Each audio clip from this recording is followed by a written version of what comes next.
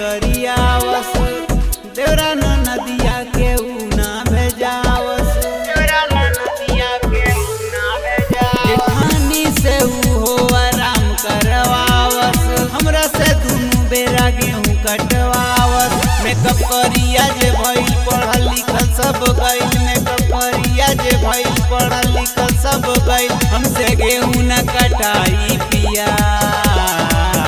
छोड़ी के तू आजा नौकरिया पिया आके करा दो दंवरिया पिया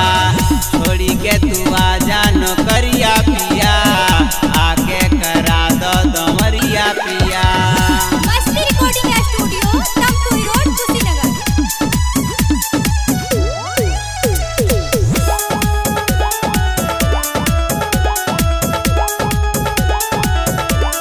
रहल तू तो दिल्ली शहर हो घर हवे तो हर कुशीनगर हो